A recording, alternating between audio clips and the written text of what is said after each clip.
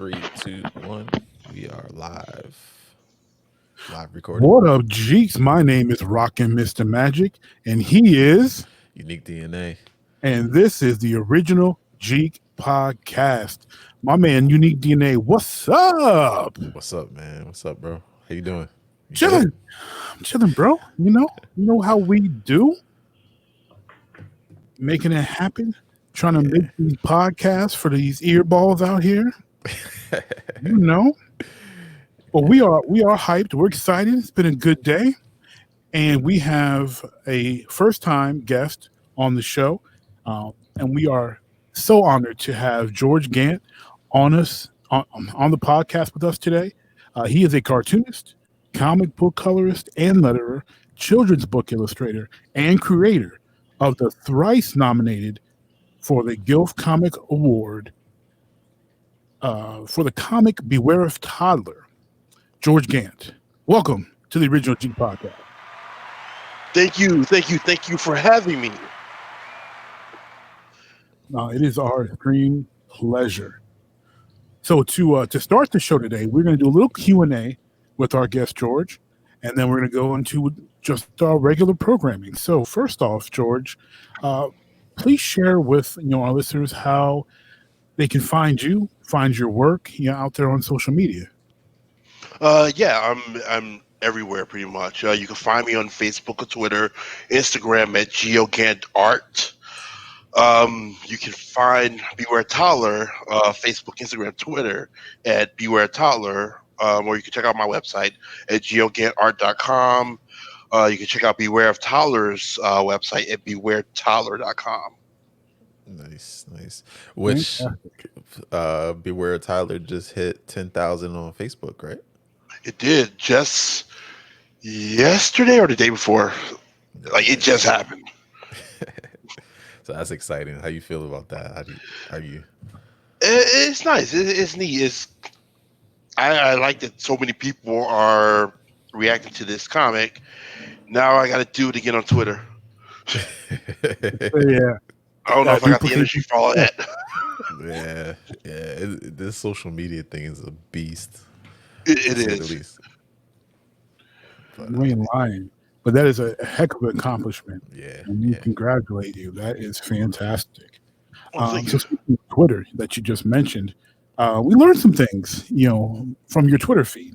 So we want to ask you a couple questions, just based off of what we learned about you on your Twitter feed. So I am the bigger pro wrestling fan between me and UNIQDNA. So I noticed that you had quite a few tweets referencing the pro wrestling world. So my question to you is, who is your favorite wrestler of all time? Of all time, you know what?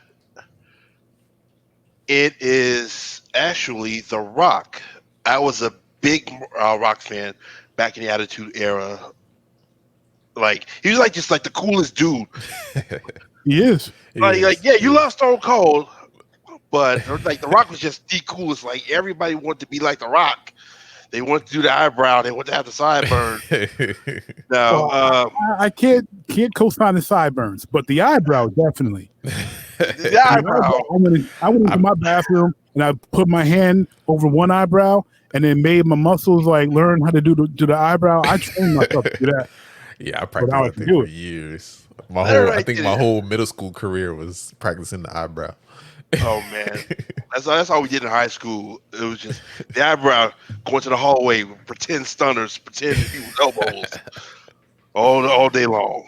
Yeah, Rock was the man. Those were great times. I don't even think I told you this story, UNIQDNA, but in high school, I went overboard with my Rock fandom.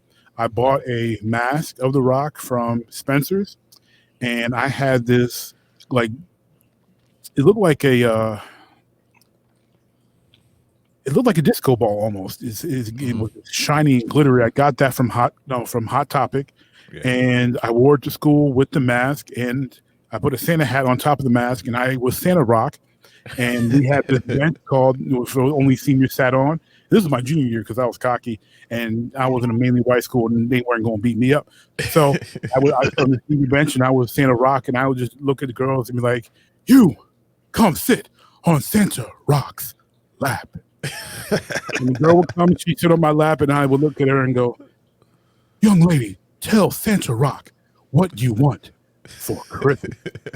And she would like giggle and be like, "Well, it doesn't matter what you want for Christmas." It was hilarious. One of my best memories from high school ever. Oh man, The Rock is great. I would have been extremely happy if you said Shawn Michaels because HBK's to go. But The Rock is a great pick. Shawn Michaels. And that was just a good era. Oh no, Shawn Michaels was great. That whole era was just it was the best. I swear it was. It's my favorite. I mean, from DX to let's say 2002, that's my favorite era of pro wrestling. I mean, came up in the 80s during the rock and roll time, and the Hulk Hogan running wild and say your prayers, eat your vitamins and all that. But man, give me that attitude era any day. Yeah, that was a good era. That was well, you already know this. That was my favorite era of wrestling. After that, I stopped watching wrestling. So, but me too. Until like a couple years ago, I just got back into it not that long ago. What brought you back? I don't really know, honestly. Like I think I just tuned in one day and I just started watching it for no reason and you know how it is. You form a habit and that nostalgia came back. Exactly, the nostalgia came back and somebody from the past comes back, or you try to figure out who's who, or you have nothing else to do with your time, And here we go. And for some reason, I still watch this stuff. Okay, who are you digging now? Right now, WWE. It can be Indies. It can be AEW. Oh man. Okay. WWE right now is Keith Lee. Oh, it's my man's. Limitless. Keith Lee. Keith Lee, because he's like that dude is like me, kinda. Right? I can't move around. 350. Exactly. I can't move around like him, but he's like me to an extent. He makes all his fat ass look good. Exactly. But so him, I like Orange Cassidy. He's hilarious. He cracks me up because he's just lazy.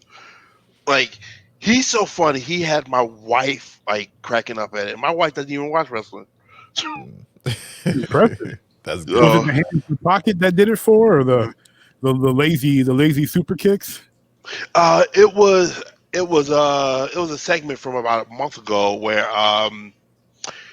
who was he fighting? Was it Jericho? I think the segment was Jericho. That was great.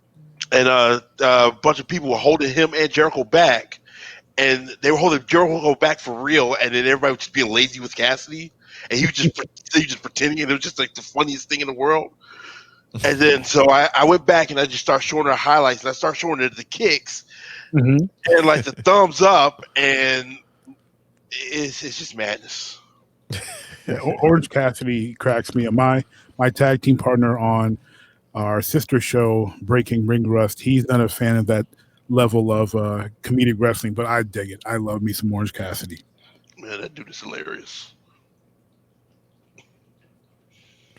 I think UNIQDNA's got a question for you. Nah, I got nothing because I don't watch wrestling. So. No, that's a question. It's a guilty pleasure, man. Yeah. Exactly. Now we talking Star Wars. Then okay. If we talking Star Wars, we can talk. So what did you think about episodes 7 through 9? This last trilogy.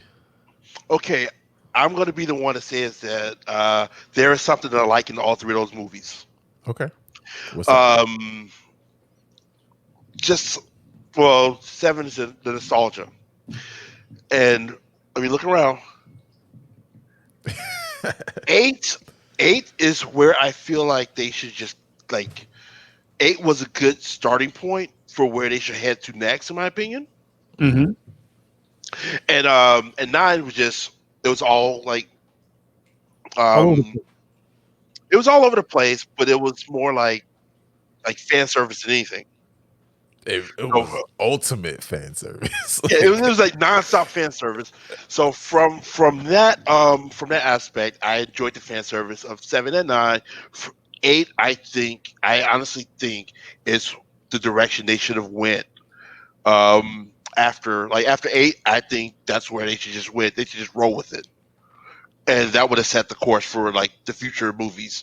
I mean, of course, I'd change things like Finn. I would change like everything with him. I would actually give him something to do, something Yeah. more substantial to do. I mean, I don't know if you heard Boyega made some comments about. Yeah, he made a lot of comments on Twitter. on Twitter, like, yeah, he's not a happy camper. Hey, he's right though. The man ain't wrong. Absolutely. Yeah, He's right. Like had they. Okay, well, I don't know about you guys, but with me, when they announced 7 and they showed Boyega, you thought that he would have been like the guy for the trilogy. yeah. I didn't think he was going to be the guy. I thought he was going to be of more importance than they made him. I knew, look, this is Disney. This is George Lucas in part. I knew they weren't making the brother the guy, but I figured he was going to be Solo to raise Luke in that aspect. But I thought they were going to go with the romantic entanglement. Clearly, they started. Which I'm kind of glad they didn't, to be honest. No, see, I wanted them to. They hinted towards it, and people were digging it. People were like, he was just like, no. Well, you were in the minority on that because Twitter was like, oh, he's crushing on Ray. Well, that's because they ship everybody. Anybody that looks like they got a little twinkle in the eye for somebody, they're like, let's make them a couple.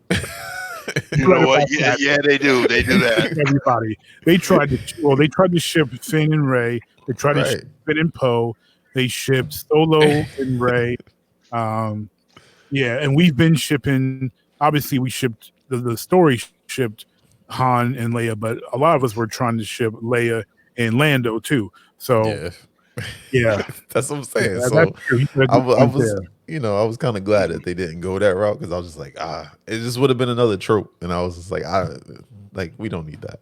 But then they pulled the poor Korean girl in, and then she got caught up in all that mess because they had to give him a romantic interest since everybody, except for you, was on this Finn and Ray train.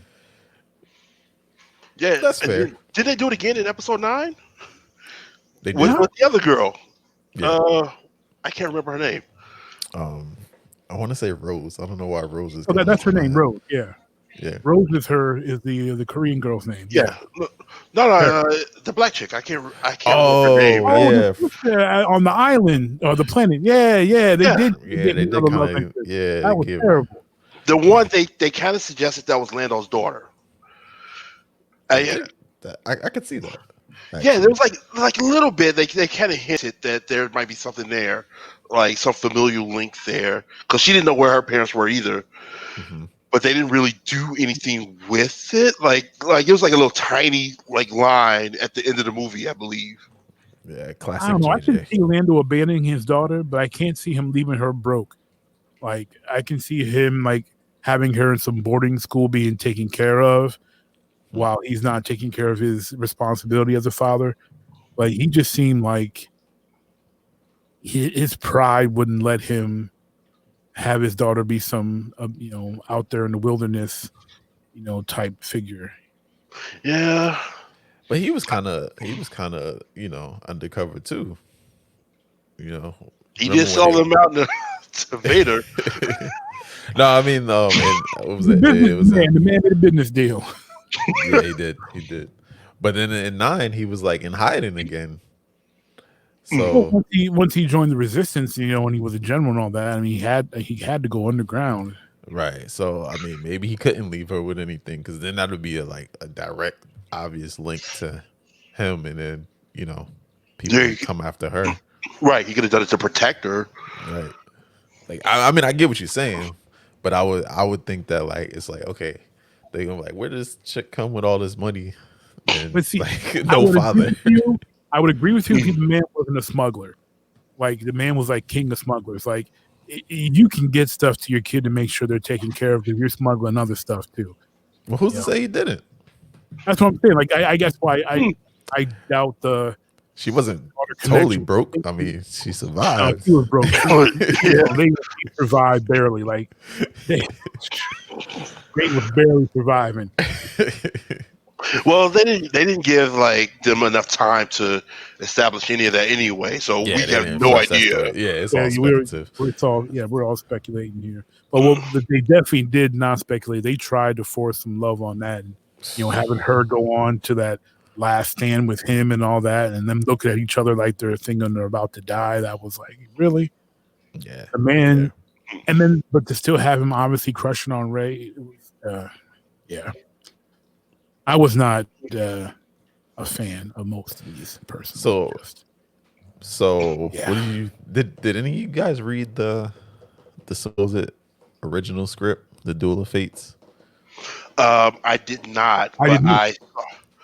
I saw what people said was art, like the art from it. Yeah. And if that's official art for the movie, that looked amazing. And it looked like what I said earlier about how they should continue on from where they left off with episode 8 and just ran with that. Yeah. Instead of going back to the older stuff. But I didn't read it, but from what I saw from those images, I would have much rather preferred that movie than what we got. Mm-hmm. Yeah,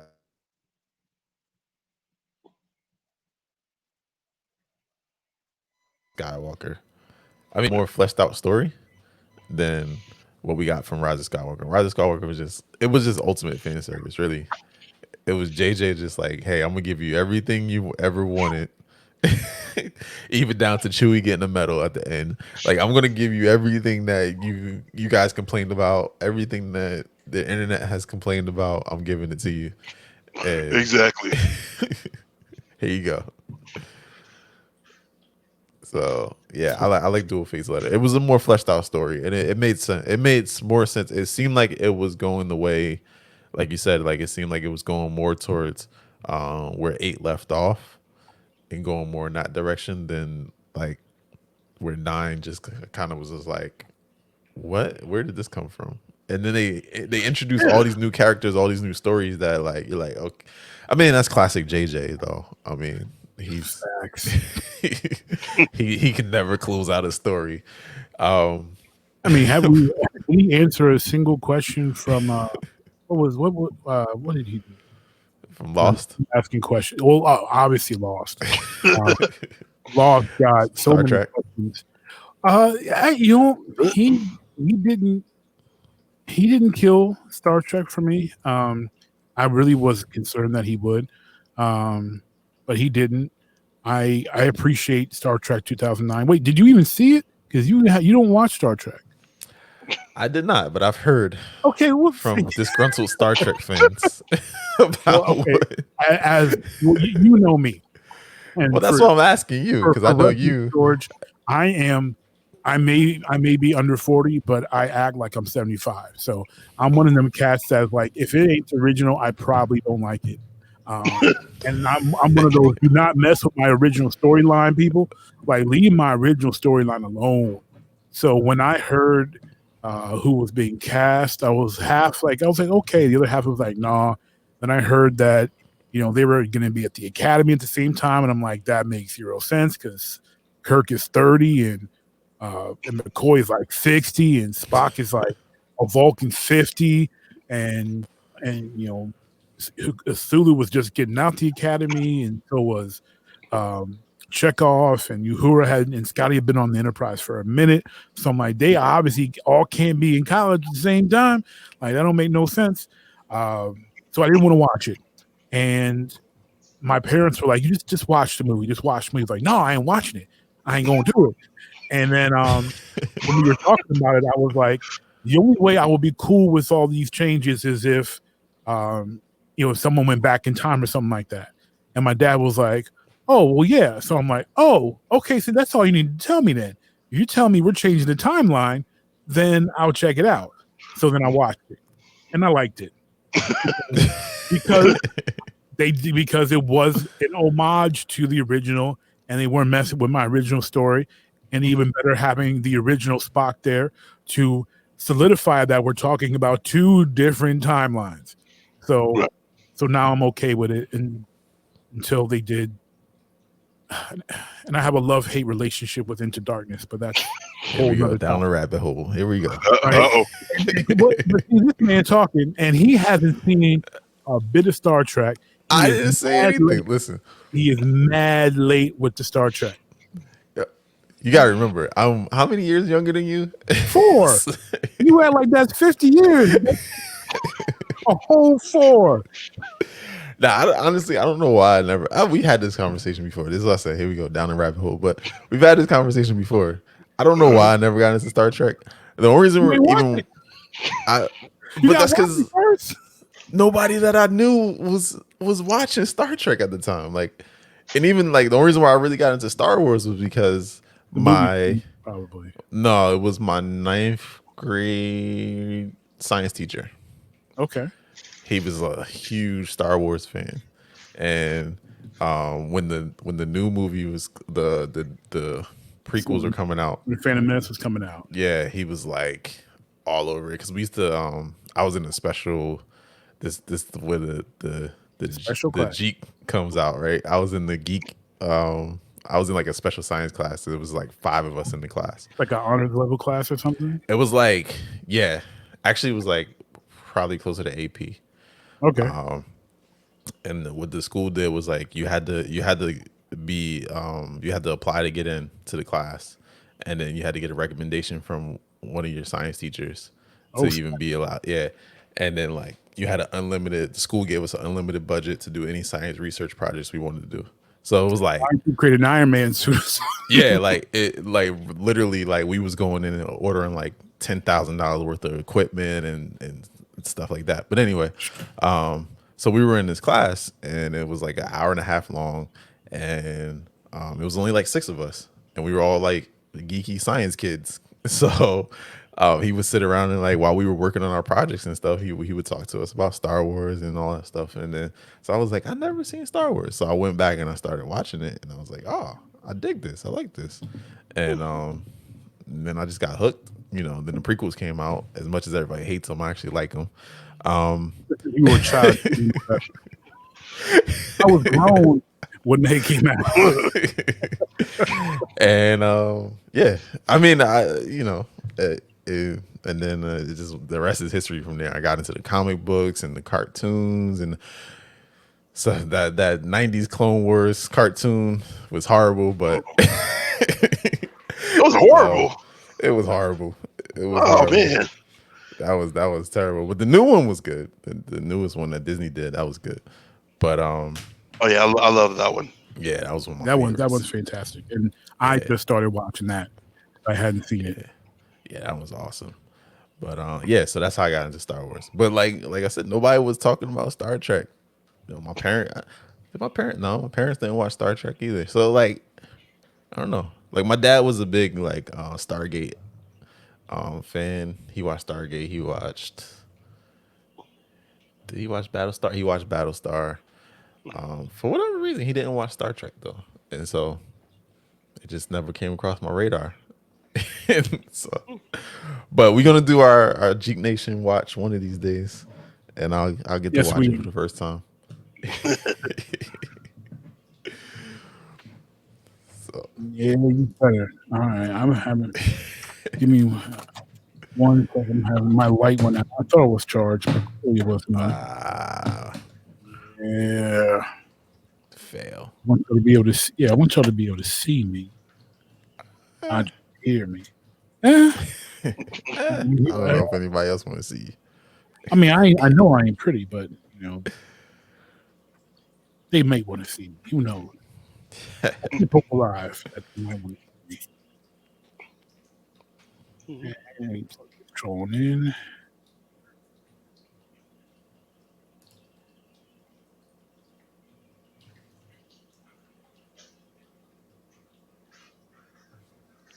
How'd you say that? I wonder if my light's charged. Your photographer better be charged. Come on. Yeah, but I don't know. My wife was using it earlier for her Zoom class. back to school and all that. All right, here we go.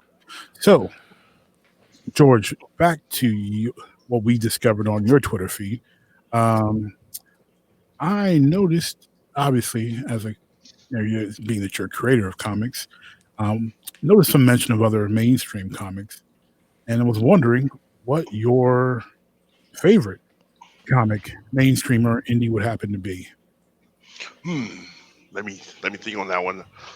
Like a loaded question. It is. Well, I don't even know how I would answer that question. yeah, that's a tough one. Yeah, I've been asking them loaded questions. Well, you know what? Since I come from, I've always gravitated more to comic strips Okay. than the books. So we can start there. And like the all-time greatest to me is Calvin and Hobbes. Oh, Yeah. So I love the Calvin and Hobbes strip. I love the Boondock strips. Calvin and Hobbes, Boondocks, Bloom County, Pearls Before Swine. That comic's hilarious. Pearls Before Swine. Yes, it is.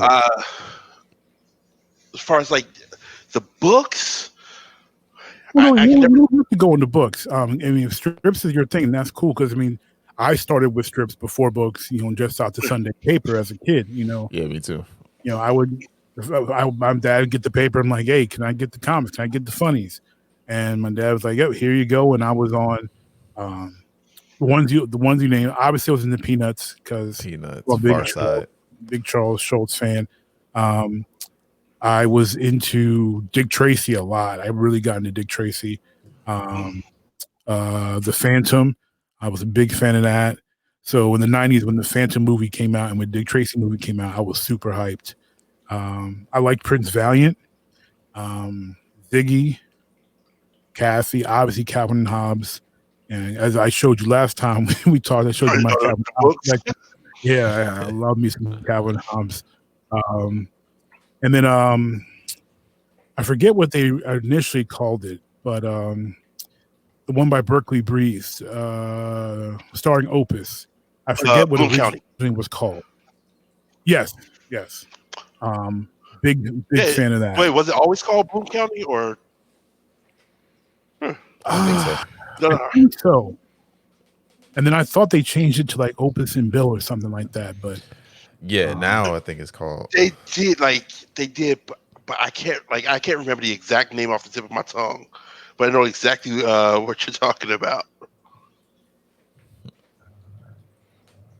Because I know he changed it back because he made new comics over the last couple of years.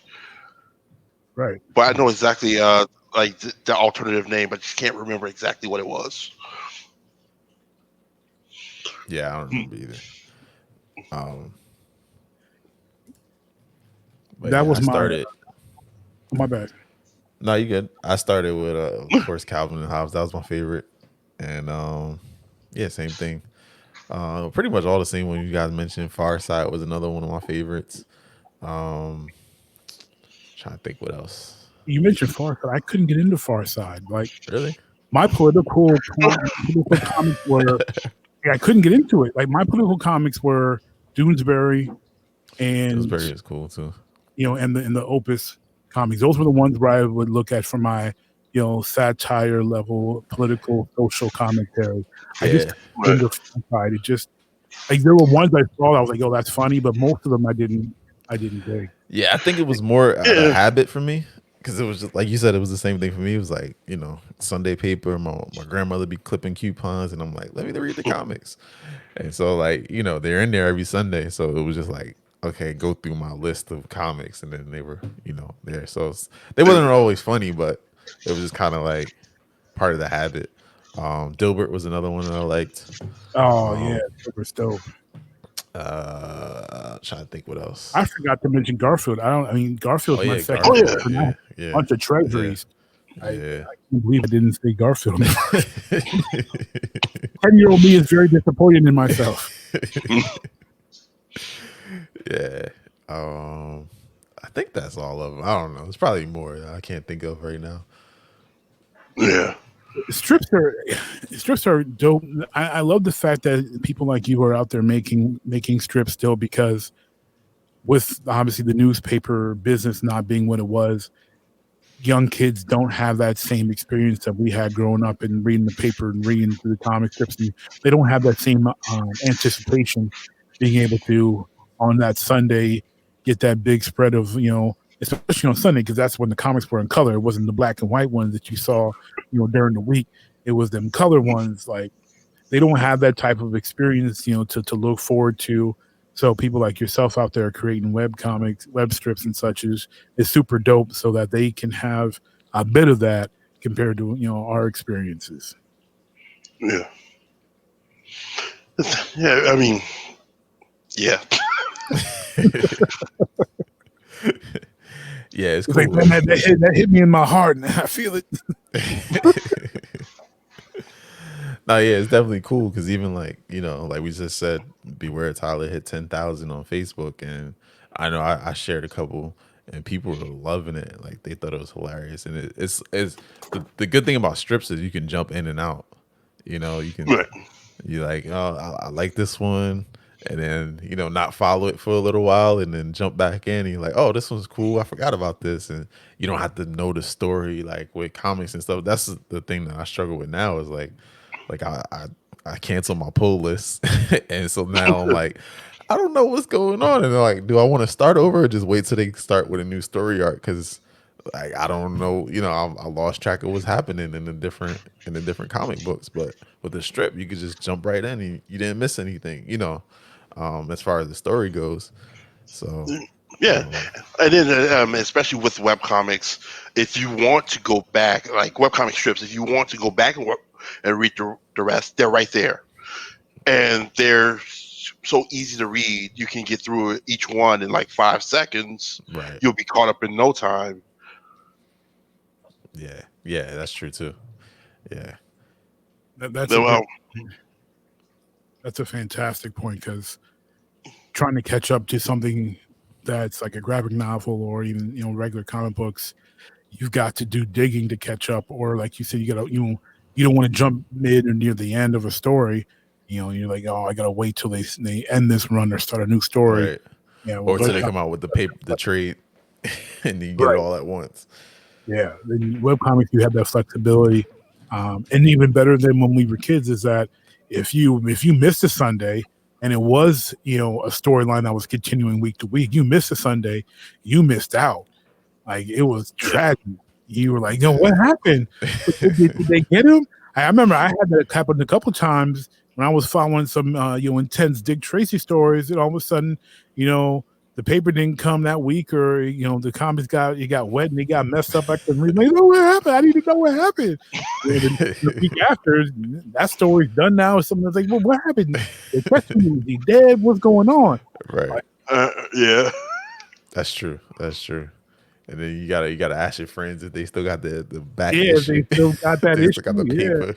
If they dad didn't use it to wrap fish or something, like, you better hope they still got it. Right. Like, FOMO was something back then, man. Like, yeah, it was much worse than it is now. Yeah, you can get saved from FOMO a whole lot easier than we did back then. Yeah. Cool. So we are going to go on from this interview portion, and we're going to move on to our normal, regular scheduled programming.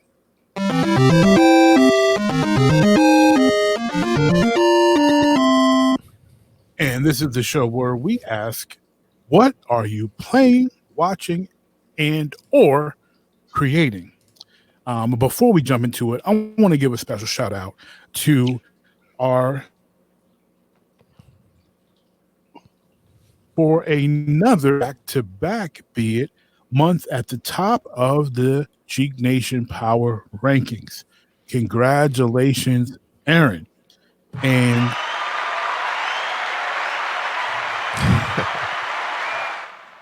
yes, indeed. Well done, sir. And to thank you for all of those who continually participate in the Jeek Nation community, and for inviting your friends to join in and get active, which they have been doing. So we definitely give you all a shout out for that. And if Facebook is not exactly your vibe, do not despair. We also have a Discord server. You can check out the Jeek Nation Discord link in the community under announcements. So, UNIQDNA, what you playing, man? Same as last week. Actually, you know what I did? I had stopped for a little while and I just jumped back into it. Animal Crossing. So I'm back. I gotta pay back them bells. I was just thinking about the crossing too. Like I'm thinking we need to actually like schedule like an island night where we have everybody jump on someone's island and just have like a little island party. Yeah, because a couple people in the group they already finished, so they way ahead of me. But y'all all way ahead of me. I still got a tent. I'm out here slumming. You still got a tent? I still got a tent. I've been because my girls play it, so they be like, "Daddy, can't play Animal Crossing. Daddy, can't play Animal Crossing." And I'm like, "Man, I'm gonna get y'all on Switch and leave me alone." Yeah. So I got the little 2-bedroom house, but yeah, I owe like 200,000 bells to the raccoon, so I'm working on that. Tom Mills to be the biggest hustler in gaming history. Like that man is evil.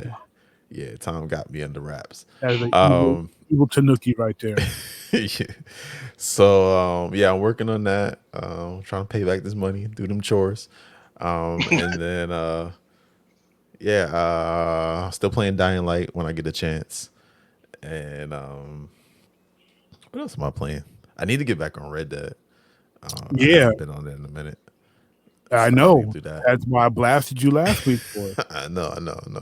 And Tim, and your cousin David, and Reggie, who just joined the group. Shout out to Reggie. You abandoned me too on the Red Dead. Left the boy hanging by himself in a solo posse. Yo, man, that's because y'all had money and I was broke, man. I couldn't live this life. I was living out there, broke boys were the outlaw life. Money. We could do things. It looked like you couldn't do things. I had juice. Y'all was paying bail and stuff, and I'm running around here real live outlaw. Your bail was a whole 50 cent. I want to hear about that. 50 cent bounties. Come on now. Nah, but I'm gonna jump back on. I'll probably jump back on this week. I got I don't know, maybe this weekend. We'll see. I got a bunch of photography jobs that I gotta finish up, but if I can finish that up this week, then I'm on. And I think that's all I'm playing right now. Okay, George, what about you? What have you been playing? Oh man, like everything except Animal Crossing. No, sadly, I'm actually being serious. Like I keep telling myself to buy it, and I am, and I will. But my backlog is like massive. Like I got to that point where I just be buying games that I know I'm not gonna play. Mm-hmm. But right now, what am I playing? Damn, what was the last game I played? I'm going through Ghost of Tsushima. I'm going through my second run of Halo Reach. Mm-hmm. Okay. What else? I went back to Dying Light again too because I got the DLC. Oh yeah, I just bought it too. That's what got me back on. Man, I love that game. Yeah, that game is so dope. What else? I play COD from time to time. Trying to think. I've been playing a bunch of old school arcade games on my Switch lately. Like I've been playing Burger Time. Oh, Burger Time is fire. Man, so I've been playing that and like the new one. So I'm playing that. I'm going to get Avengers when it comes out this week. So Did like you play the beta? I did. I actually liked the beta a lot. More than I thought I would.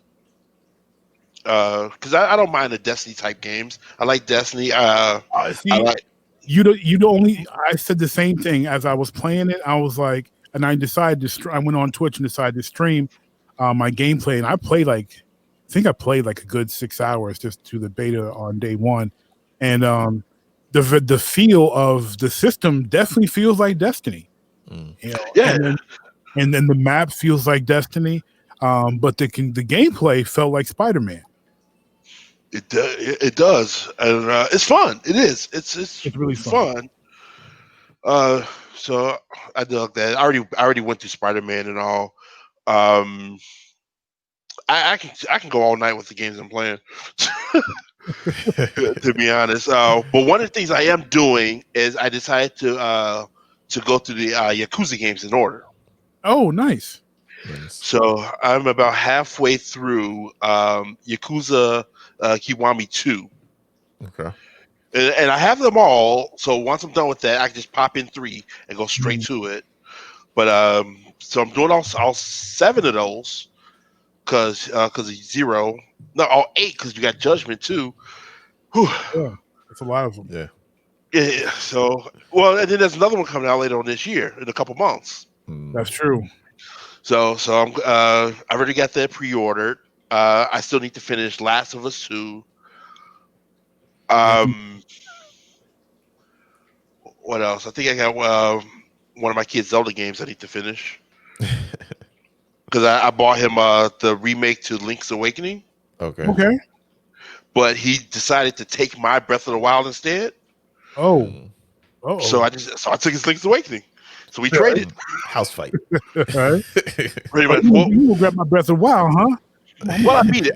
I beat it, so it's all good. So he can have that. I'm still playing that too. Yeah, I'm trying to find all the shrines, which is taking me forever. I thought you beat it. Well, technically I did, but I'm trying to find all the shrines. So, I gave up. I haven't beat it, and it's like 200 and something. I think it's 250 of them. So, I mean, I got a pretty good amount. I'm at like 250 of them. I'm at like 1 something. I'm in the hundreds. But yeah, there's a lot of them. It is, and then there's DLC shrines too on top of that. Yep.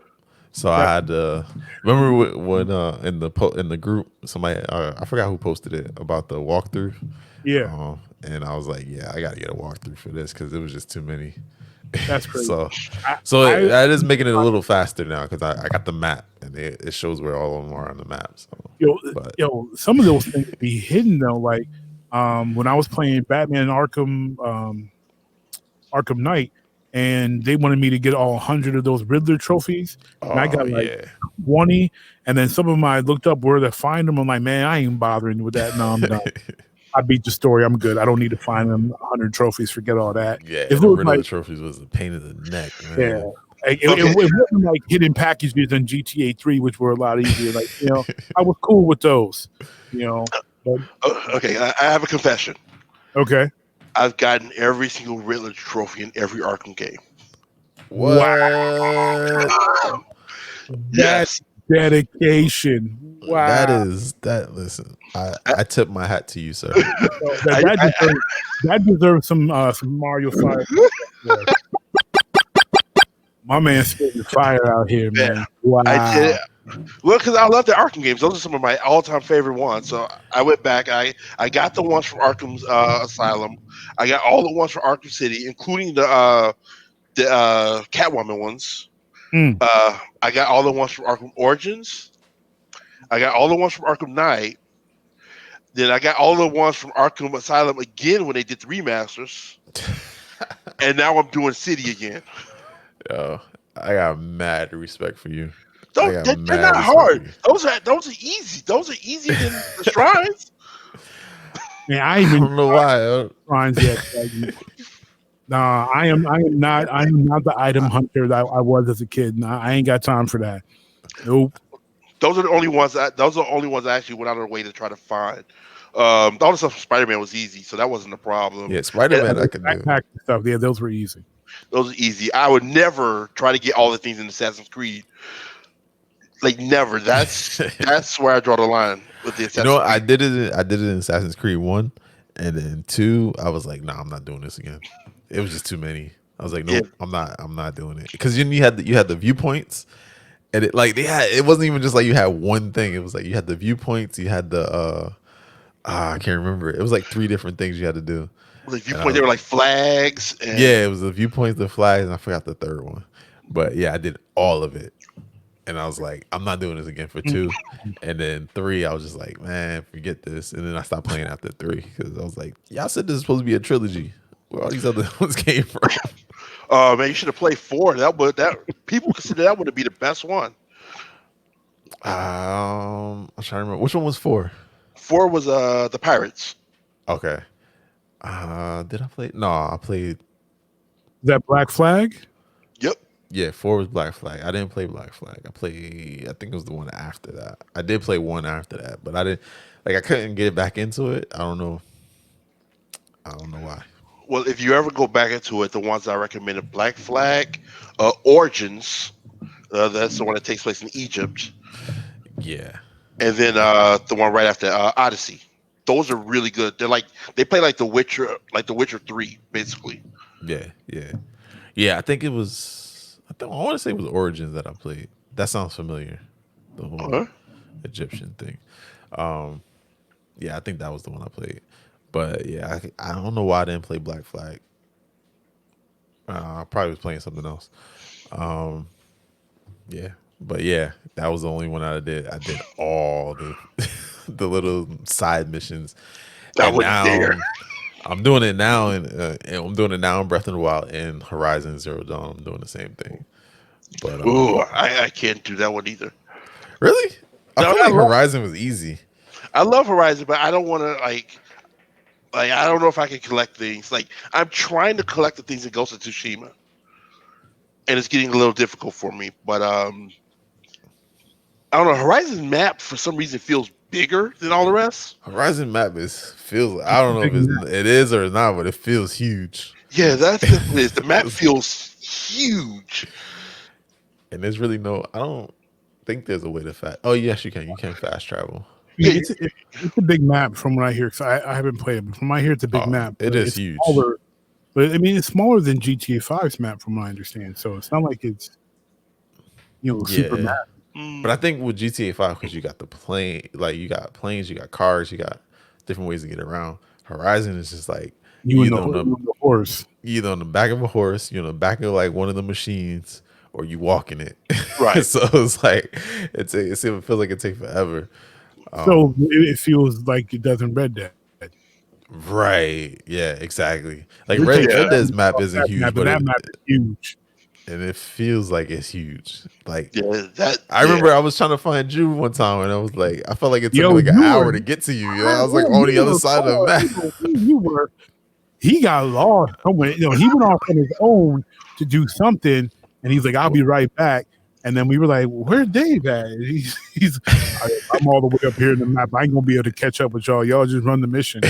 Yeah, because I was. Oh, that's what it was. I was hunting and I was tracking. I forgot what I was tracking, and then like I was tracking it. I ended up tracking it like all the way up into the mountains somewhere. And yeah, then like they were all the way at the bottom of the map. I was all the way at the top, and then they were like, "Yo, we about to start this mission." I'm like, "He was up in the mountain." I was like, "Y'all catch up. Y'all just go ahead. Yeah, I catch up." I ended up catching y'all though towards the end, which ended up saving the mission because I think D Squared died. Somebody died, and I came in the last second and like saved the mission. But yeah, it definitely feels like that. It's like that horseback, man. It's take forever. It does. You would have think like I remember first time I was really playing it, and I'm like, man, this is a long ride. And then subconsciously, I went to the to what the controls in GTA 5 are to turn a radio station on. And I'm like, what am I doing? They don't radio on a horse. Because I knew this was gonna be a long ride. I need to listen to stuff. I can't have this, man. This is a long ride. Downtime to stand and give me a break. You want me to work with me or something. You know what I usually do in those situations? I put on because I got my Spotify hooked up to the. Well, no, I got my Spotify hooked up to the PS4. Yeah, me too. Yeah, so I just turn on Spotify and I'm just like holding the button. Nah, I just waypoint. I put it in cinematic mode. I put the sticks down. I'll go get a drink. I'll go to the snack. I don't like doing cinematic mode because then sometimes I'm like, oh, maybe I want to stop off and shoot some deer or something, and then I'm like, oh, I missed it. So Hey, you easily distracted. Nah, man. I'm you letting know, you well, you know me, I'm always getting distracted. Look what happened in Division, and I was just like, Yo, this man kept just going off on his own individual. Like, where you at? I'm over here so shooting. Somebody's shooting at me. I need help. I need backup. so this is my thing, George. So whenever we're playing squad games, except for with the exception of Call of Duty, that's the only time I stay with the squad. Any other game, I'm out exploring, I'm picking up items, I'm hunting, I'm doing other stuff, and then like just call me when you're ready, because like they just be walking around like, yeah, I'm you know, I'm fixing my loadout, and I'm like, all right, well, why you do that? I'm gonna go over here, go collect some stuff, but then like, you know, I get lost because I get distracted, I'll be in it. And the next thing I know, I'm on like the other side of the map. Ooh. So yeah, so that's my thing. Man, I hope y'all I've, ain't I've playing, like, accepted it. I hope y'all ain't playing like Rainbow Six Siege or anything like that. Nah, No, like, you know, if it's like, it's wild, George, because see, our posse before they abandoned me. Yes, I'm gonna mention it again. They abandoned me. Half of them, I'm talking about you, D Squared and Reggie. They be sitting there looking at their fits, talking about, "Ooh, I got this black John. I'm gonna put this hat on. I got these new boots." exactly. And then Dave's out there. He's wandering around hunting, fishing. I'm not gonna stand there and watch you change your clothes 6 times. I I'm understand. not I doing it. understand. They're changing clothes. He's out there just, gallivanting all around. And I'm sitting there by myself. I'm ready. My loadout's already ready. I'm like, are we going to do something? Or are y'all going to explore or change clothes and have a fashion show? I'm just trying to get this money. And then they complain they ain't got no money because either they spend it all on clothes Well, that's or, why I go or hunting, I go fishing, I go do my thing until y'all ready. And then when y'all get the bounty, then I'm on it.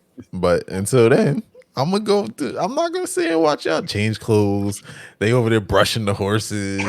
I'm like, who's gonna sit there and watch that? Like, I came on to play. I'm not here to brush the horse. Like, my horse is clean. We good. Let's roll. Oh man. But they, yeah, man. they be wilding. So when we also talk about creating things around here. And Yuki and I know what we're creating, but you mentioned recently and shared on Facebook that you were working on a book collection for Beware of Toddler. And I was wondering, what is that process like for you in the creation process compared to doing your normal strips? Well, we're doing a book collection. Well, half of it is just taking those same strips and laying them out to paper. But with that, with me, I try to find an overall theme. Mm-hmm. Like I think we were talking about this yesterday. With the title of the book, Mm-hmm. about the candy and blah blah blah blah Right. blah. How I wanted how that needs to fit with the overall tone of the comic. And one thing I didn't mention is the reason and why I'm choosing that theme is because I'm going to have a Mm-hmm. separate story included in the book that no one has ever seen before. Ah, right. But the half of it just laying it out. Make sure you know how it wants to look. Mm-hmm. Make sure you know what's going to go in it. Because it just, I think, like with the book collection, it just can't be comics. Um, Right. so you have to find other things to add to it, and that's kind of where I'm at now. Besides like the extra content that I'm adding, uh, artwork, stories, the story behind the comic, all that extra mess. Mm-hmm. Yeah. The non fun stuff, basically. Exactly. So it sounds like you want to build your book kind of similar to the way Waterston did, where it was a lot of it was strips that you had read in the Sunday comics, but there was the story that behind the cover. So whether it was Attack of the Deranged mutant killer snow monsters, or something under the bed is drooling, that had that story arc that you hadn't seen yet, and then the rest of the book had strips that you had probably seen in the past. So like, kind of a setup like that. Yeah, Is that what exactly. you're going for? Yeah, it's exactly like that. I've done it one other. Well, no, I've done it twice with my on the grind books. Though they were comics that people have seen. They all Mhm. had overarching stories. Like for the first book, it was called "The Worst Day Ever," and it was based on like the worst shift that the main character has ever worked at his job. Mm. And the second one, I just went crazy with it because it was the second book. I called it "On the Grind" Volume 2. I was like Electric Boogaloo, and and because it was like a barista theme and like a coffee shop thing, I Yeah. made it into like a barista tournament set in the 80s. It's so stupid. It is. It's so stupid, but it was That so much sounds fun. fun though. It does sound fun. It was fun. It was stupid. And I just used that to throw in as many 80s tropes as I can as I could in there. Um, with this one, it's the first book, but at the same time, I want to follow that same tradition. This time, it'll be about basically baby's first sugar rush, Mm. and I want to frame it like kind of like a horror movie. Yeah. Um, but one that kids and their parents can read together. Right. Mhm. So that's gonna be fun. Right now I have the general idea of what I want to do in my head, but I'm trying to decide: do I want to do like everyone else does and have this a comic book storyline, or do I want to go full on children's book? Mm. Because the option is there for both. And since I'm doing Mhm. all the work anyway, it's not like I'm gonna need like anything extra than what I already have. Right. Mhm. Hmm. So yeah, that's gonna be fun. Well, I mean, I That would need sounds money to fund the book, but other than that, um, That's always the problem, isn't it it? is. fine. Well, that sounds cool, especially the horror, the horror angle as far as first sugar rush parents looking at horror at the wake of destruction left to left by the toddler. That sounds like Yeah. a really really cool angle to look at it. Yeah, I know Yeah. my wife is gonna love that one. Oh Yeah, man, 'cause it's y'all gonna be living it fun. right now. Yeah, I remember my son. We gave him apple juice and something else, and she was like, "It's the apple juice. It's the apple juice." I was like, "I don't know what it is, but he's going crazy right now." Yeah, they do that. I swear, both of my kids when they get sugar, it's ridiculous. Yeah, Too yeah. much sugar. So yeah, Oh, that sounds like it'll be fun to read, and I'm sure my son will like it too because he's like sugar, sugar. That's his well, new favorite word now, sugar. Well, it's, Because daddy well, eating sugar. I'm like, yeah. no, I'm not eating sugar. Well, then you better not give them kids no Kool-Aid because it's gonna be wild. Yeah. we've done that.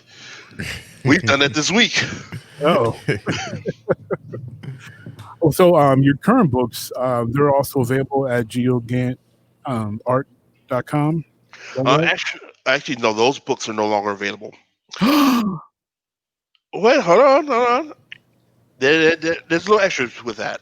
Well, with the On the Grind books, they aren't available anymore because I actually did those with the publisher.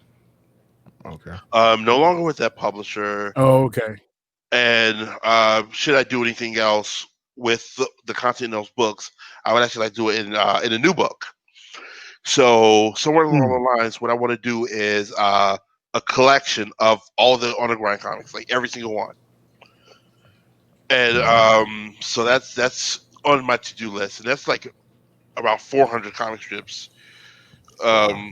Way more than the Tyler comics, way more than the Reset Button comics. Yeah. Yeah. The Wow. Reset Button book is available on Lulu, Hmm.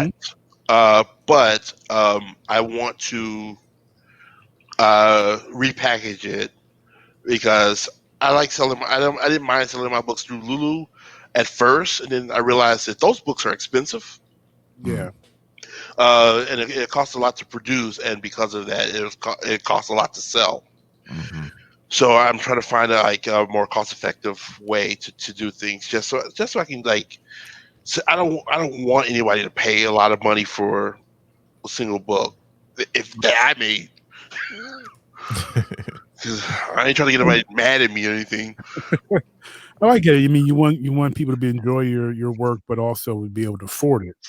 Exactly, and it's not like they're like, oh, this is a $50 book. No, but like a $20 book, yeah, it still seems a bit pricey to me. Let's see how much lower I can get it. That's pretty much just my goal. Just get it as low as I can with the same amount of content. So I'm looking into ways to do that. And speaking of the reset button, I'm actually working on a different book as well. Mm. And the first draft of this book can actually be read on my Patreon. Okay. And this one is actually my first attempt at long form storytelling. It's a flat out comic book.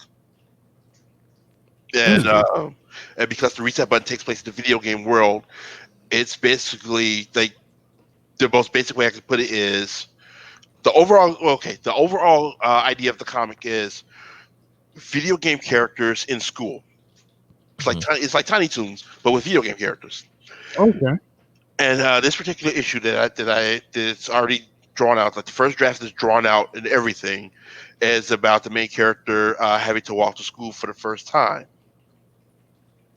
And this little walk ends up being like actual video game levels long, like Final Like a Fight. major adventure. Nice. Yeah. That's cool. So that's available to read for free right now on my Patreon. And I put it up there for free because I'm going to do a lot. I need to work on it a lot, and I have a lot of things that I want to change. And eventually, I want that first section to actually be that book to be the first part of a much larger story. Nice. Sounds dope. Yeah, I saw the cover I saw on your website. Is that the cover that you're looking to use for the first issue of the big book for the reset button? I'll probably change that one as well. Okay. I'm never satisfied because I did that about a year and a half ago, so I'm going to want to do it again anyway. Just because my art style's a little bit different. It's evolving. I got you. Very cool. That's what Cool. we're gonna have to check that out. Yeah, definitely. Patreon.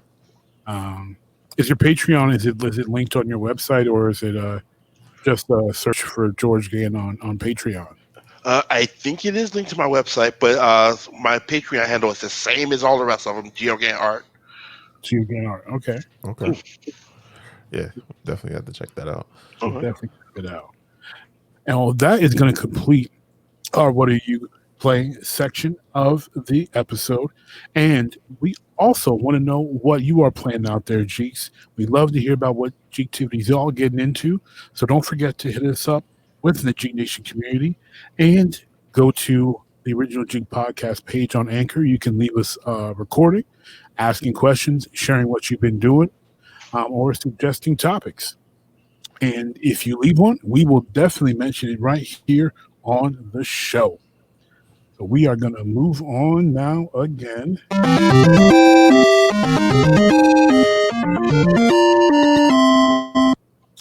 All right, it's quick hit time here on the Original Jeek podcast. And I don't know if, we kind of talked a little bit about wrestling here. So we're kind of backtrack a little bit with the WWE. And they had SummerSlam last Sunday, and this most recent Sunday was the Payback pay-per-view. And question to both of you, as all of us here are storytellers in some way, form, or fashion, does it make any sense within your minds to have big event pay-per-views on back-to-back Sundays?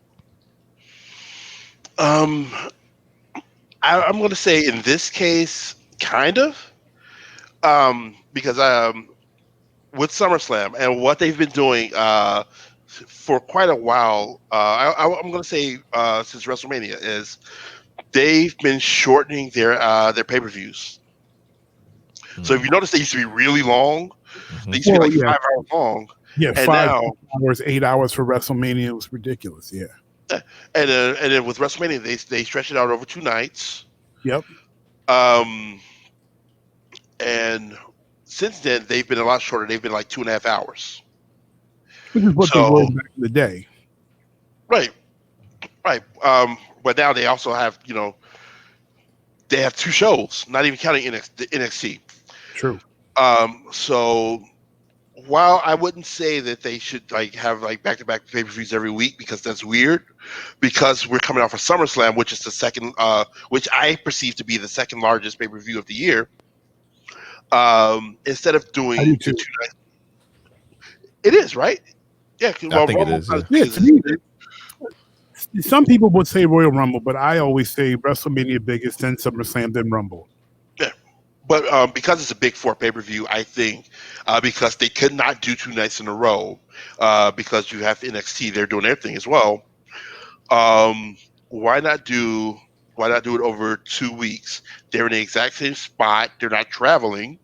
Yeah. It'll give them more chance to work on some of the storylines that they're already working on, because we all know Vince McMahon and storytelling these days can be kind of iffy. Kind of. Okay, it can be That's you flat out being nice. iffy. But because they gave themselves a little extra time with these pay-per-views, even though they're not as long as they were, I think it has actually helped a bit. Like the storytelling over the last month has been a lot better than it's been, I say, about this time last year. Okay, yeah. Not really counting the retribution stuff, but everything else has been pretty consistent. I think. Okay. That's Yeah, fair. it's fair. Yeah, I you definitely had a more positive. To me, it just I'm old school, so I'm like, why are you giving me another pay per view with big events so soon? Like it seems like I need some more build up. Like it's supposed to be a big event, so give me some more build up. And the way they've been booking, especially booking championships, I'm like, okay, so 1 week you're gonna bounce the title or two, and now you're giving me another pay per view where you're gonna bounce titles again. Like, is there any value to these championships if you're going to bounce them around like they're ping pong balls? And we saw the Fiend pick up the Universal Championship at SummerSlam, and then next week, oh, here comes Roman Reigns, and finally it's heel Roman Reigns. So I'm not mad about that. I am glad to see Roman Reigns finally turned heel. But here we go, championship ping ponged again, new champion, and I'm like, it's been a week. The man had a week reign. 1 week. Like, Okay, why but put the belt on him to begin with if you're gonna? Why put the belt on the Fiend to begin with if you're gonna have Braun take the fall? Just keep the belt on Braun Strowman. Do your triple threat match, then put it on Reigns. Why bounce it to the Fiend to bounce it back to Braun? Like that doesn't make any sense. okay, yeah, that part is weird. And I that's the only, okay, that's the one other storyline besides the retribution stuff that doesn't make any sense. But we all knew that the moment we saw Roman, he was going to get that belt back. Yeah. My guess is they didn't want to see the Fiend pin. Like the last time Fiend and Braun fought, yeah, they want the Fiend to still look strong. Yeah. right, they still want the Fiend to look strong. Last time we saw them fight was a swamp match, which was basically a no contest. Could you really do another no test like at the very next show? What was it? What was it? You can if Roman interferes, you can make it a no contest then, for at least a decent reason. Unlike the last time. I guess if you just had Roman come out during the match and cause it DQ, yes. Yeah. But I don't know, man. I'm trying to justify. I'm trying to help them out. Just trying to make sense of it. But you're like, yeah, you do have a point. You do have a point there. I mean, I don't know, man. All I know is that the minute you saw Roman Reigns, you knew that no matter what, he was getting that belt back as soon as possible. Yes. And that was painfully obvious. You know. I mean, I've been waiting to see him go heel, and I like the new T-shirt. He looks bigger. He looks healthy, and everyone on Twitter was blown up about his teeth. Apparently, he got some new veneers or something. Oh, his veneers.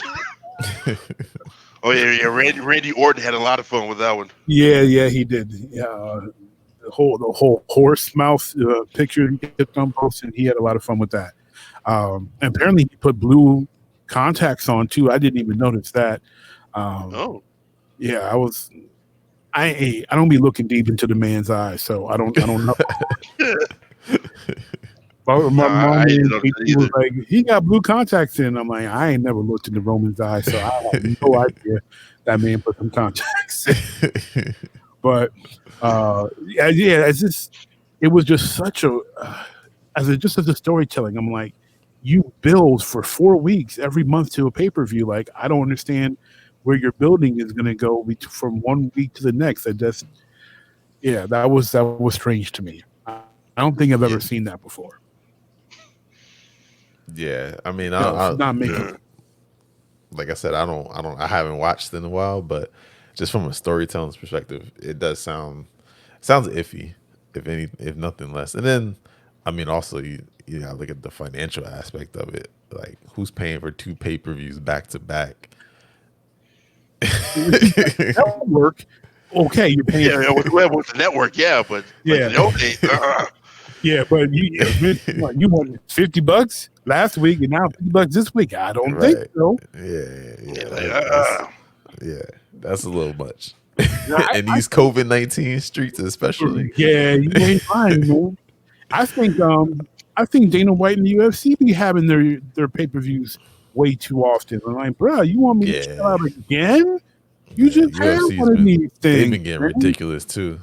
They have been. That I have been following it. They've been getting ridiculous. I feel like there seems like every other week is a pay-per-view. 2 or 3 weeks is a pay-per-view, bro. I don't have $60 to $120 every month to give to you, bro. Yeah, that's insane. Because you want to have a pay-per-view every 2 weeks. Nah, man.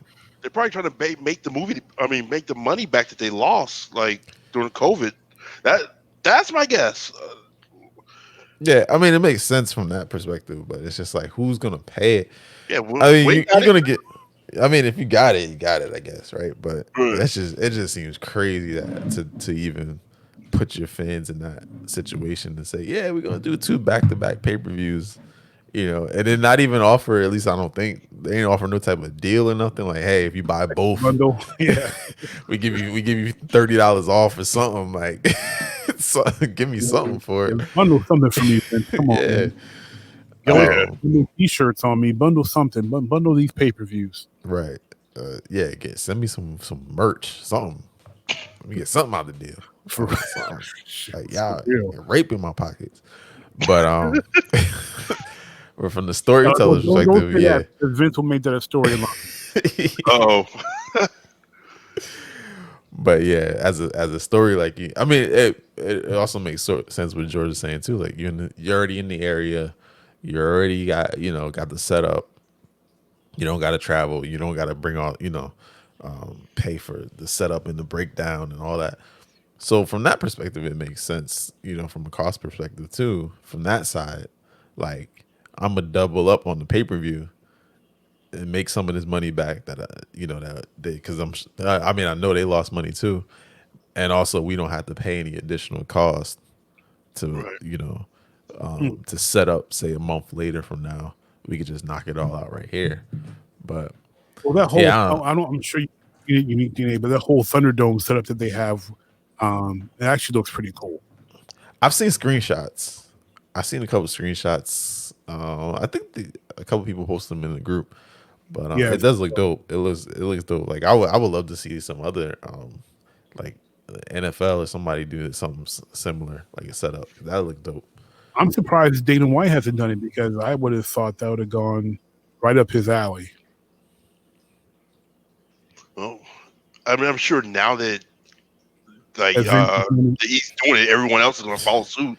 Well, Vince that's the one thing I give him, man. He's always been an innovator.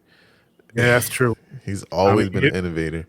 We wouldn't have the quality of NFL shots if it wasn't for the original XFL. And there's a lot of Sky Cam and all that.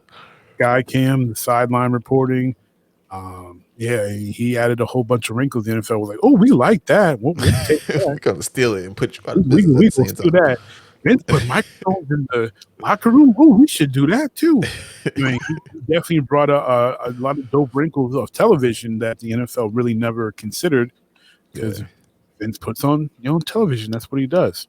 Right. Yeah, so I can see a lot of sports venues following suit now, even just outside of sports is following suit with that. Yeah, I mean, that if Thunderdome setup. it's I think Broadway's something that's too old school, but you could definitely have if they want to put on a play or whatever, and they can't jam people into venues the same way. Then they may have it where the screens are there so the actors can do that thing, and they're watching and their exclusive stream Right. of Hamilton or Cats or whatever. That could be a Cats. possibility. I say Cats just because it's a classic play and it Oh was a yeah, it's terrible like I think it's like isn't it like the longest running Broadway show in history or something like I that? think so. Just and I like Cats. Don't get me wrong. It's just that movie was so bad. It was like it was a horror movie. They needed to be a horror movie. Cats they messed that one up big time. You ain't But, lying. Good film. big time. Sam Neill, legendary Sam Neill, who played Dr. Alan Grant in Jurassic Park, is picking up his iconic felt hat and returning to the world of the Jurassic. He will be in Jurassic World Dominion. How do y'all feel about Sam jumping back into the Jurassic World? We've already seen the return of Malcolm. Now Dr. Grant's coming back. Did we have the same conversation about Star Wars? No, I'm joking. I'm joking. It's a little different. It's another very extended franchise. It has been very extended. I mean, if his appearance serves the story, then that's fine. That's my thought process. Like, Ain't he too old to be chased by some dinosaurs? Like, it's a young man's game. Is that what's gonna happen? Do we know? Like, that's the thing. It might be a cameo, just like Ian Malcolm. Like, he wasn't really doing much. Yeah, he Well, it was a waste. Why would you waste Jeff Goldblum to have him on there for a whole 5 minutes? Marketing. fan service. Fan service and marketing. Fan You just service say, marketing. he's going to be in this movie. Boom. Tickets are bought. Yeah, you know how many people went crazy when they found out that he was in the movie, and then they realized that it was only 5 minutes. I was not a. They wanted him in the first Jurassic World. Was it the first? Yeah, the first. They one. wanted him back ever since the first two. Like they wanted to have him back. But Oh. Yeah. So I mean, of course, people were just gonna go. You see, as soon as you put him up on the IMDb, everybody's like, "Oh, I'm going to see that." But yeah, I'm with George. If it serves a purpose, then let's do it. I just don't know what purpose it's going to serve. nor do I. Because I mean, you would hope he learned his lesson. No, for real. Like, leave the dinosaurs alone. So for him to come back, hopefully it will be to do this kind of the same thing as Jeff Goldblum and just come back and be like, this is a very bad idea. We've tried this before. This is a very bad idea. You know who the smartest one who hasn't ever come back is? Ian's daughter from his black daughter from the second one. She was like, no, I ain't messing with these dinosaurs no more. I'm done. It's over. Keep me away. That sister ain't showed her face near no dinosaur. Oh man. Yeah, she was done after that one. For real. She did her little uneven bars routine, kicked that rap away, was like, all right, I'm done. That's it.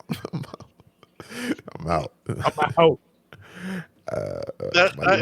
If I remember, at the end of the last one, weren't the dinosaurs free? Aren't they just roaming the earth now? So now the humans don't even have to do anything. The dinosaurs are just there. So they really need a good reason to bring anybody back at this point. Yeah, I mean, my only guess is they're gonna bring him back as some kind of species expert or something to help them figure out how to stop the dinosaurs. Like what can you Yeah. do? They've already created new dinosaurs, new dinosaurs for X, Y, and Z. Like what else is there to do with Jurassic Park? Like I don't, or the Jurassic franchise. Like I don't even get what's left. I mean, I'm guessing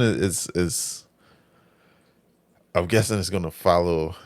It kind of reminds me of like we went back to Star Wars, but like how Star Wars, how Episode 7 was Episode 4. Mhm. It kind of reminds me of that same, like it's following that same vein. Jurassic World was kind of like Jurassic Park 1, but a little more revamped, and they added some new stuff in there. But for the most part, it followed Jurassic Park 1's kind of No, storyline. Right. in some ways, In a sense, the right? one Like it was about like Jurassic World, a whole lot of people died compared to Jurassic Park. Like true. they Well, tore some people up. They but we were talked about this before too. Like the Well, whole idea of Jurassic Park and Jurassic World is supposed to be like Disneyland and Disney World with the two different parks and all that stuff. But and a whole lot of people died, and I was not expecting that. I expected something a little lighter on the side, more like the way Jurassic Park was, but they were just like, no, anarchy, pterodactyls picking you up and dropping you like they. well, because I think it was like Jurassic Park was like, that was it had never been done before. Then Jurassic World was like, well, we know we messed up the first time, but look, we figured it out this time. Nobody's gonna die. And so they had to show like, well, actually a whole lot of people died. Yeah. Because you didn't figure it out. You made it worse. Well, you have to raise the stakes. If you're gonna try something like the same thing over again, you have to raise the stakes. Going back to Star Wars, it's just like how they blew up at Alderaan in Episode 4. Then in Episode 7, they blew up like 5 other planets. Yeah, what Right. was I was like, wait, hold on. We can blow up 5 planets at the same time. What? Why? Who's thinking of this? Like, and he blew that up pretty much the same way. All right, let's get into this shaft that no one's guarding, and we're gonna have the evil Jedi guy show up here. Like, come on. Yeah, it's like this, the same thing, but it has to be bigger. Right. That's my thought process. Like even if they went through that same template, I would expect like the next Jurassic World to be more like the first Jurassic World, kind of like in that vein. More fan service, less Now, what whatever they the need to last do one is was. they need to do what I hear Fast is going to do. They need us to take it to space because I hear the Fast franchise is going to space. Just take Jurassic World to space too. And see what we have with dinosaurs and Dinosaurs chasing Dinosaurs cars on the drifting on the moon. Yeah, cars They're gonna drifting combine the dinosaurs on the franchises. moon. And Vin Diesel's gonna come with like a Lamborghini and like take down the T-Rex or something. Exactly. Well, there you go. Exactly it. Let's write this down. Right? We What's want the Book it. executive producer credits. Well, they stole our stuff last time, They sure did. so this wouldn't be the first They time. need to stop stealing the movies we write. I don't know. People, these execs and these writers are listening to our show and they don't even give us credit. Right? And we pretty much framed Phase 4 back. We in did. season 1. Shoot. We did. I'm And they didn't even announce the movies yet, and we already knew what was gonna happen. It be like that. It's like that sometimes, man. Oh, so next, I had something I had to put in there because I just read it and I cracked up. Kirk Cousins, the quarterback of the Minnesota Vikings, which none of us are fans of, Thank God. decided to make his comments known about how he feels about playing during COVID-19, and I quote, "If I die, I die." So Kirk either thinks he's bold or he's Ivan Drago's cousin. I don't know, but how ridiculous is that statement to y'all? that is Kirk's response to playing football during COVID-19. Okay, well, in 2020 America, that's a perfectly rational statement. It absolutely is. Apparently. No, but you know what? Everyone's entitled to their opinion. I mean, it's a dumb statement. Don't get me wrong, and everyone's entitled to their opinion. But I don't think he realizes that he has a platform. And him saying, "If I die, I die," just basically gave all of his fans, because they may not be the brightest in the bunch. Well, they're Vikings fans. They're not the brightest in the bunch. There you go. I'm not a big sports guy, but bear down. But now he just gave all these other people a reason to say the same thing. If I die, I die. Why should I be responsible if my favorite football player is not being responsible? Or like, if he says it, then it, like, if he says it, or if he says it's a hoax, because that's pretty much what it's translated to, then they may feel the same way. It's like, without getting too political, because for some reason, common sense is political now. It's like a lot of people are going to die because of what this man said, basically. I hope not, because I hope not. it was ridiculous. But I can see it, And if you're going to say something, and like you're right, and and those who listen to our show know that we are free for everyone to have their own opinions, just do it respectfully. I looked at it like, if you're going to put out a statement like that, at least say something more eloquent than "if I die, I die." Like, say something original. Say something that is backed by something. Then don't give me some scientific evidence or something. Like, it just doesn't make sense. Like, even if you quote, something that's not the most credible of a news source, at least you have something that you're basing your opinion on, not just be like, "If I die, I die." Like, what were you trying to prove, that you're tough? I don't give me liberty or give me death. That's like, maybe that's what he was reading. That's what he's trying to equate it to. Revolutionary War stuff. I don't know. I agree. I think it just shows how detached these players are from reality and the everyday common man, if you will. It reminds me of when the NBA went to the bubble and LeBron's like, "Oh, it felt like I was going away to do a bid." Going to do a bid. I wanted to slap. It's like my man, you going to play basketball for millions of dollars. This is nothing like going to jail. And you ain't staying in no Motel 6 or nothing like that. Right. Bro. Like, you basically staying in your own Disney resort, like, by yourself. If that's going to jail, then sign me up. For real. I don't know, right? I'll even actually commit a crime. Right. How many banks do I need to rob? I get to play video games. I get to work out. I get to play ball with the homies, and I'm getting paid. What about that sounds like you doing a bid? But fam, like, come on. Nah. Yeah. Man, that sounds like that sounds like the best vacation. Man, my man at Disney at that, like, yeah, and you at Disney, the happiest place in the world. So yeah, I think it's just a sign of, like, these guys, like, for us, we're at home, and we either got to go to work or we got to go grocery shopping or whatever it is, to where we're putting ourselves at risk in some capacity every single day, right? And so we've been affected by it. I'm sure if we don't know anybody directly who's been affected by it, we know somebody who knows somebody who died from it. Right. And so for us, it's like, this is real.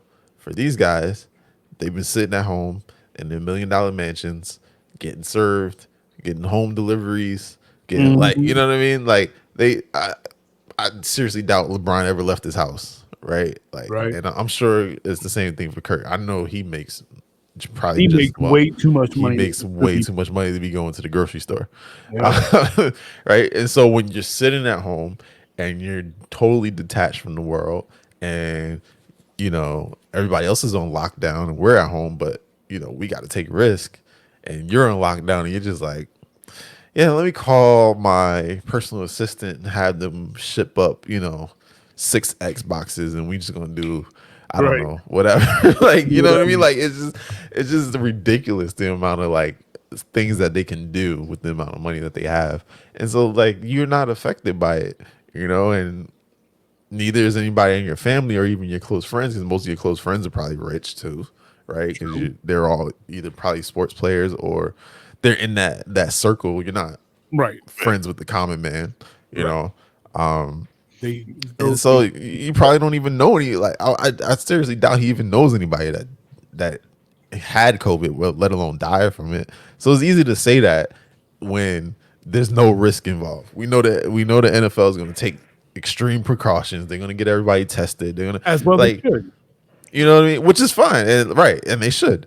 But you're saying that with no risk, right? That's like me, like, yeah, Black Lives Matter. If I die, I die, but I'm sitting at home and not doing anything at all about it. Right. And I'm not even black. Right.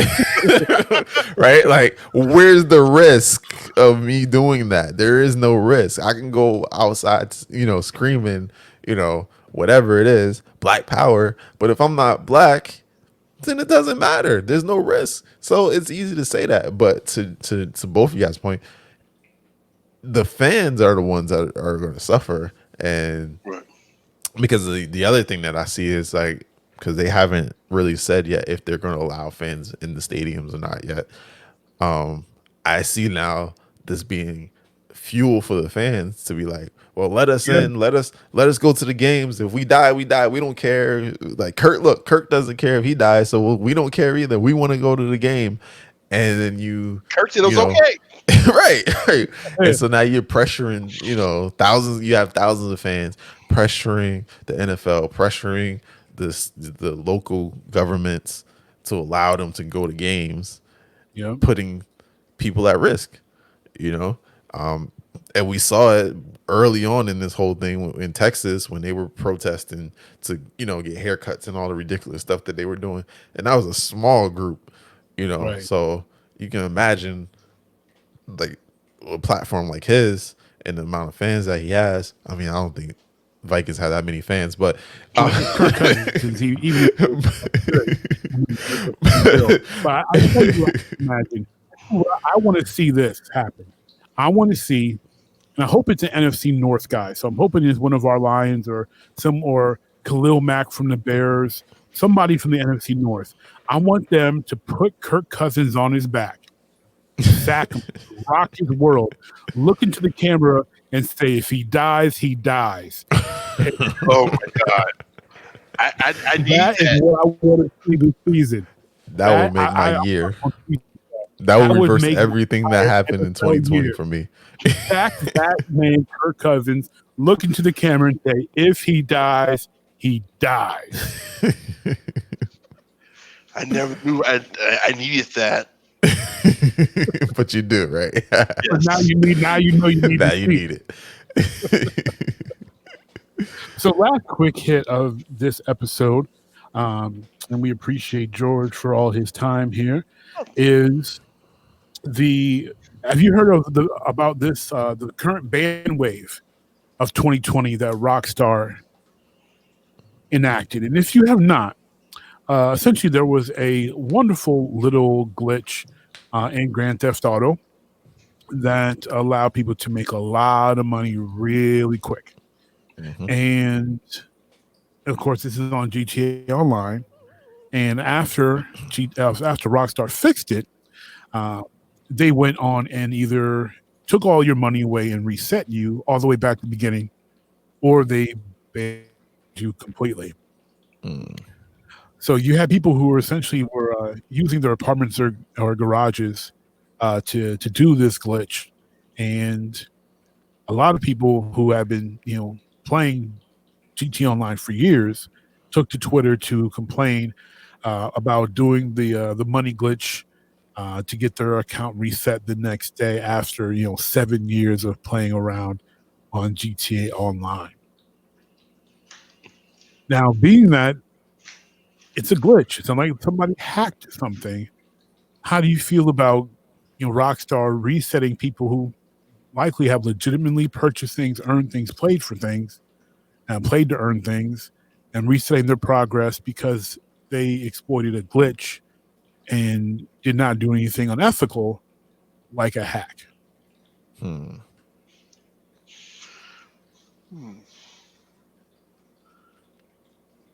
I mean, it's unfortunate. It's unfortunate, but I kind of get it. Um, I I feel like the punishment is a little too much. Like I feel like if Rockstar is able to find out who was able to exploit this glitch, they should also be able to find out how much money they got from it, and Mhm. would they be able to just subtract that amount? Mm. Yeah. Yeah, but then I also I think on the flip side of that is like, then is that really a punishment, right? Like if you just reset me back to where I was before I found the glitch, no harm, no foul, Yeah. right? So then when the next glitch comes along, I'm just gonna be like, well, I'll take the risk, right? Because what's gonna happen? They're just gonna reset me back to wherever I'm at. I So mean, I the think they're first time, but second time maybe not. maybe I don't know. Yeah, I mean, I guess you can do like a 3 strike rule or something. Right. But yeah, I, I don't know. See, I'm on the player's side on this one because to me, if someone found a hack or did a hack and they exploited and they did something that's unethical, then I'm for it. Then to me, what they did is even too much.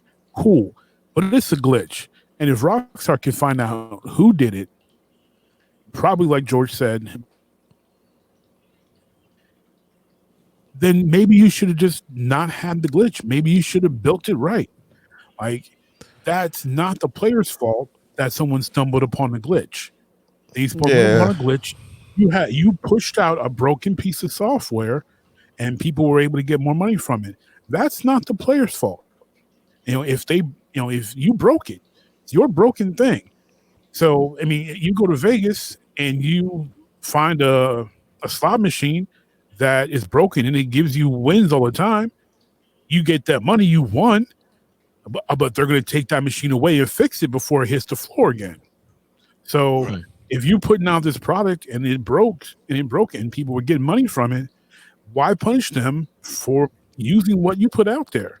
Now, like they broke it to win, you broke it, and they were like, "Cool, give me the money." You put it out there.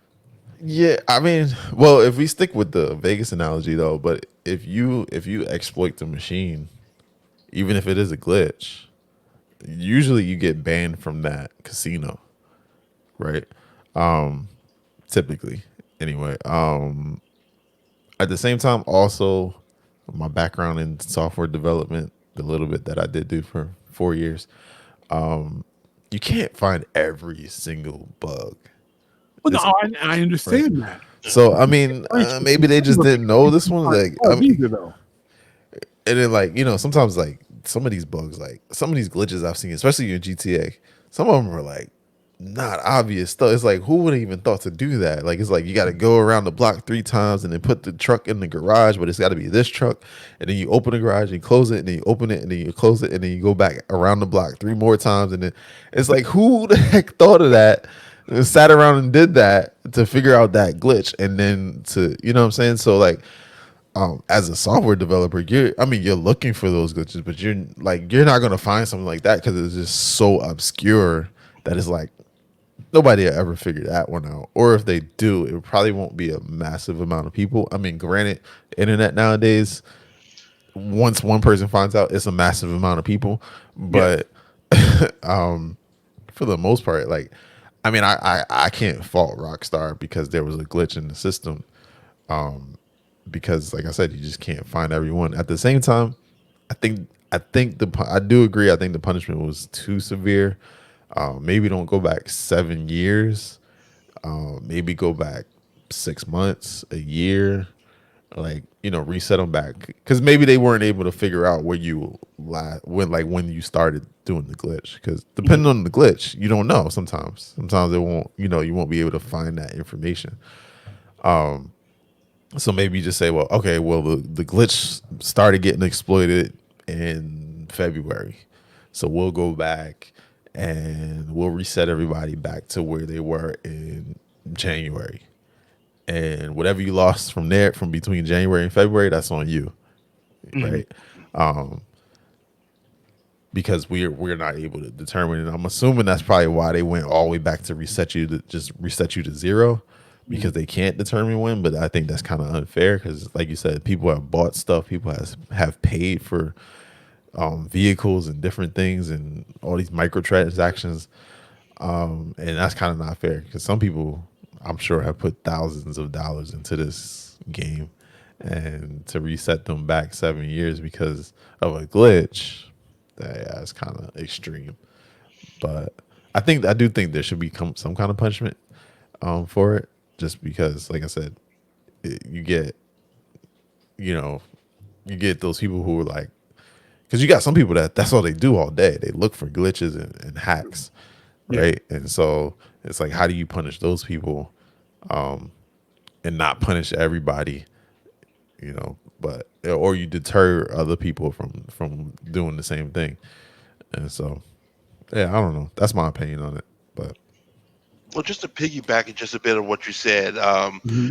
as far as the internet, and this is probably why Rockstar did what they did, is that if somebody just happens upon a glitch by accident, boom, no harm, no foul. But if they went on Reddit and told everybody, because people tend to do that, and they'll do so in like the GTA, the official GTA Reddit pages, right, and Yeah. they're devs in those, that alerts those posts. right, Yeah. So in that case, if that were the case, then that gives Rockstar the right to punish because someone maliciously spread that information around. Mhm. that's a good point too. Even if it was an accidental glitch, Right, someone told you how to do this, right. and that right there is what makes it punishable, in my opinion. Still think it's a bit too harsh, but if that's how the information was spread to begin with, then I understand it a bit more. That's Well, true. that makes sense. And I wonder now, and I know nobody ever reads them, but I wonder what the terms of service for online play is. I I was wonder if thinking it about that has too. anything in there.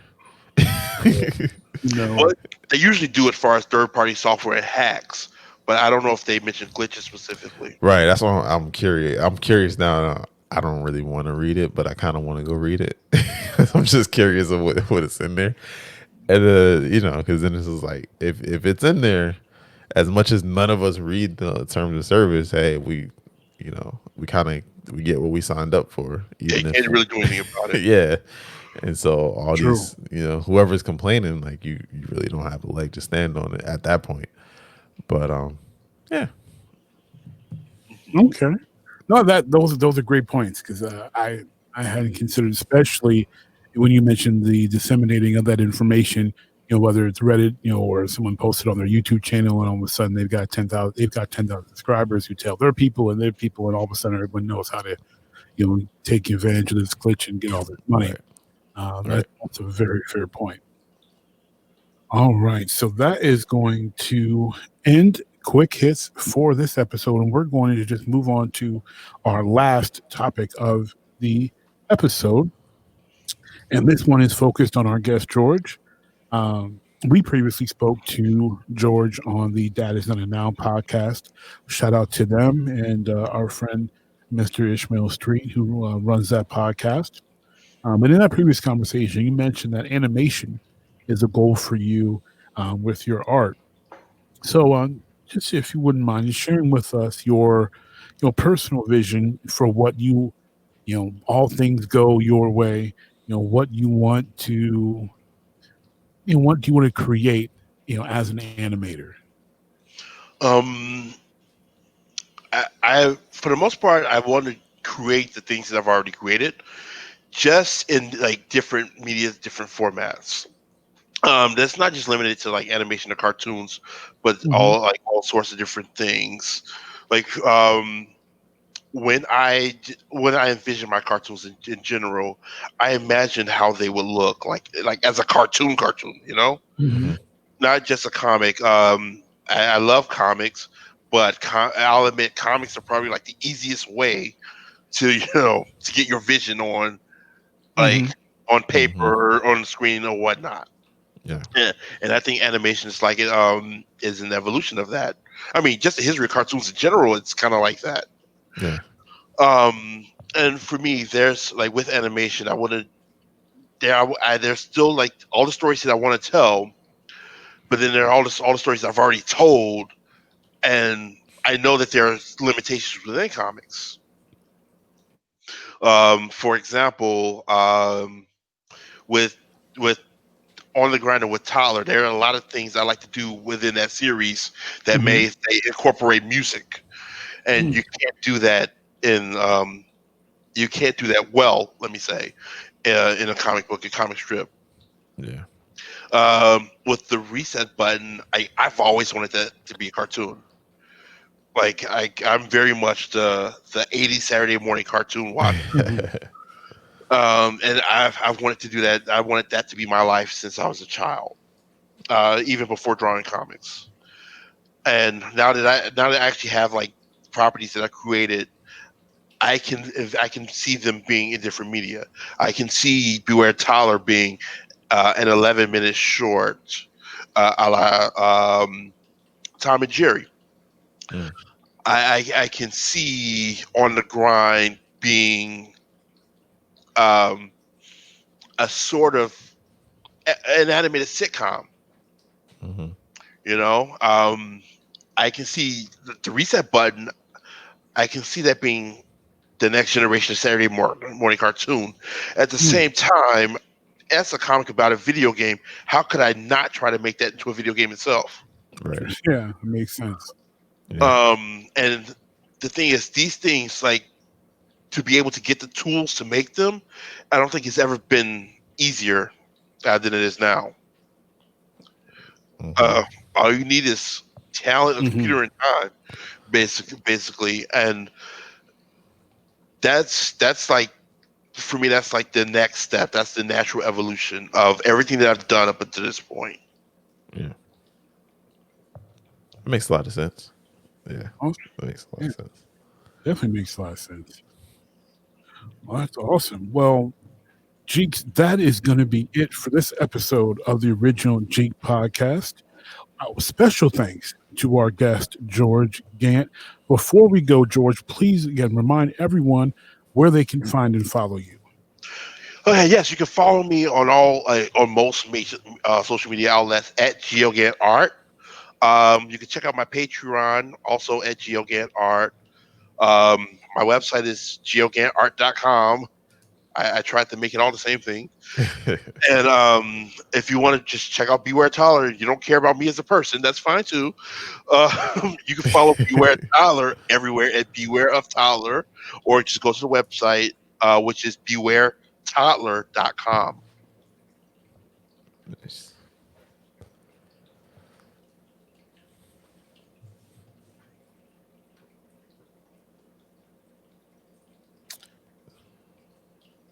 Did we lose All Matt? right.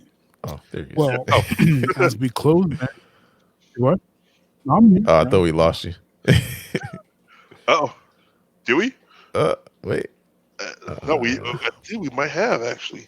think we lost him. No, no, I Oh, can't hear there he is. you. Oh, Oh, we lost you. We lost your camera feed for a second. Oh, that's weird. Okay. Yeah. No, I was still here. So, um, well, for that, I am your host, Rockin' Mr. Magic. He is, Unique DNA. and we want to thank you all for listening. But we cannot do this Jeek journey alone, not with all of you continuing to support us.